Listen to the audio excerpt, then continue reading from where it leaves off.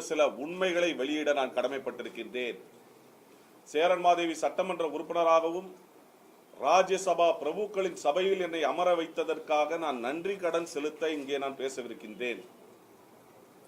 இங்கே தெரிவிக்கப்பட்டிருக்கின்ற கருத்துக்கள் இதய தெய்வம் புரட்சி தலைவி அம்மா அவர்கள் 2011ஆம் ஆண்டு தற்பொழுது தற்காலிக பொதுச் செயலாளராக தேர்ந்தெடுக்கப்பட்ட திருமதி வி கே சசிகலா அவர்கள் அரசியலுக்கு வரலாமா வேண்டாமா என்பதற்கு இங்கே நான் ஒரு செய்தியை குறிப்பிட விரும்புகின்றேன். 2011ஆம் ஆண்டு டிசம்பர் 19ற்கு முன்னால் ஒரு வார காலத்திற்கு முன்பு தலைமைச் செயலகத்தில் புரட்சி தலைவி அம்மா அவர்கள் என்னை அழைத்து அன்றைய தினம் 45 நிமிடங்கள் என்னோடு பேசினார்கள். அந்த 45 நிமிடங்களில் அவர் தெரிவித்த கருத்து, இங்கே தமிழகத்தில் நான் முதலமைச்சராக இருக்கின்றேன், ஆனால் ஒரு பெரும் கூட்டம் என்னை சதி செய்து என்னை முதலமைச்சர் பதவியில் இருந்து நீக்குவதற்கு சதி செய்து கொண்டிருக்கின்றது, அவர்களை நான் வீட்டை விட்டு வெளியேற்றப் போகின்றேன் என்று சொன்னார். அன்றைய தினம் இதய தெய்வம் புரட்சி தலைவி அம்மா அவர்கள் தெரிவித்த அந்த கருத்துக்களின் அடிப்படையில் டிசம்பர் 19ஆம் தேதி அனைத்து குடும்ப உறுப்பினர்களோடு சேர்த்து திருமதி வி கே சசிகலா அவர்களை நீக்கினார்கள், கழகத்திலிருந்து வெளியேற்றினார்கள். அதற்கு பின்பு புரட்சி தலைவி அம்மாவோடு போயஸ் கார்டனில் அவர்களோடு அனைத்து பணிகளிலும் அனைத்து சட்ட ஆலோசனைகளிலும் கழகத்தினுடைய வழக்கறிஞர் பிரிவு செயலாளர் என்ற முறையில் எல்லா ஆலோசனைகளையும் நான் அப்பொழுது வழங்கி வந்து கொண்டிருந்தேன். மார்ச் 30ஆம் தேதி என்று எண்ணுகின்றேன். அன்றைய தினம் திருமதி வி கே சசிகலா அவர்கள் மீண்டும் போயஸ் கார்டனுக்கு வரக்கூடிய சூழ்நிலை ஏற்பட்டது. மன்னிப்பு கடிதத்தை கொடுத்து அவர்கள் வரும் பொழுது அன்றைய தினம் போயஸ் கார்டனில் நானும் இருந்தேன், பார்த்தேன், நடந்த நிகழ்வுகளையும் பார்த்தேன். வந்தார், ஸ்கார்பியோ காரில் வந்தார், வீட்டின் கதவுக்கு அருகே புரட்சி தலைவி அம்மா அவர்களின் ஆசியை பெற்றால் உள்ளே சென்றார்கள். என் போன்றவர்களுக்கு வருத்தம் அப்போது இருந்தது. அப்பொழுது புரட்சி தலைவி அம்மா அவர்கள் 5 பேரை அழைத்தார்கள். வீட்டு மாடிக்கு வாருங்கள் என்று சொல்லி 5 பேரை அழைத்து ஒவ்வொருவராக பார்த்தார்கள்.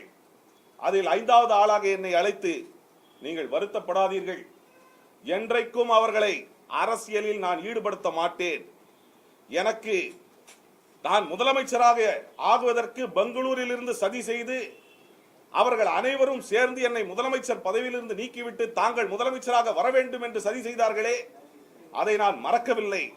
ஆனால் எனக்கு ஒரு உதவியாளர் தேவை, ஆகவேதான் அவர்களை வர சொல்லியிருக்கின்றேன் என்று அன்றைய தினம் புரட்சி தலைவி அம்மா அவர்கள் என்னிடம் தெரிவித்தார்கள்.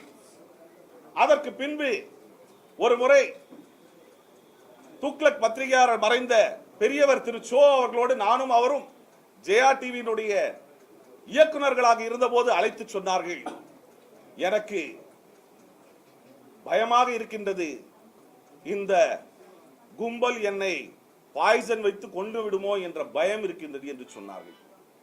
அன்றைய தினம் நான் சொன்னேன், புரட்சி தலைவி அம்மா அவர்களே, நீங்கள் ஒரு குடும்பத்திற்கு சொந்தக்காரர் அல்ல, 1 கோடி அனைத்து இந்திய அண்ணா திராவிட முன்னேற்ற கழக 1.5 கோடி தொண்டர்களுக்கு நீங்கள் சொந்தமானவர்கள். தமிழக மக்கள் உங்களை பாதுகாக்க இருக்கின்றார்கள், உங்களுக்கு எந்த குறையும் வராது, எந்த அச்சுறுத்தலும் வராது என்று பேசி அதற்கு பின்பு புரட்சி தலைவி அம்மா அவர்கள் ஒருபோதும் அரசியலில் திருமதி வி கே சசிகலா அவர்களை ஈடுபடுத்தியதே இல்லை. இவர்கள் கேட்டார்களே, இப்பொழுது தற்காலிக பொதுச் செயலாளராக திருமதி வி கே சசிகலா அவர்கள் தேர்ந்தெடுக்கப்பட்டிருக்கின்றார்கள். அனைத்து இந்திய அண்ணா திராவிட முன்னேற்ற கழகத்தினுடைய சட்ட விதிகள் 19(8) விதியின் கீழ்தான் தற்காலிக பொதுச் செயலாளராக தேர்ந்தெடுக்கப்பட்டிருக்கின்றார்கள் என்று சொல்கின்றார்கள். அந்த 19(8) என்ற அனைத்து இந்திய அண்ணா திராவிட முன்னேற்ற கழகத்தினுடைய சட்ட விதி என்ன சொல்லுகின்றது தெரியுமா? பொதுக்குழு பாலிசிஸ் அண்ட் புரோகிராம்ஸ், அனைத்து இந்திய அண்ணா திராவிட முன்னேற்ற கழகத்தினுடைய கொள்கைகளை வகுக்கக்கூடிய ஒரு குழுதான் பொதுக்குழு. அது அனைத்து இந்திய அண்ணா திராவிட முன்னேற்ற கழக தொண்டர்களை கட்டுப்படுத்தும் என்று மட்டும்தான் குறிப்பிட்டிருக்கின்றது.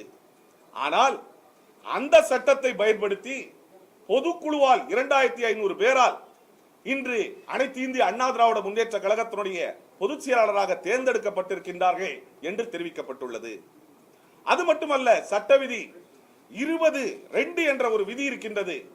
அதில் குறிப்பிடப்பட்டிருக்கின்றது, பொதுச் செயலாளர் என்பவர் அனைத்து இந்திய அண்ணா திராவிட முன்னேற்ற கழகத்தினுடைய தொண்டர்களால் மட்டுமே தேர்ந்தெடுக்கப்பட முடியும்.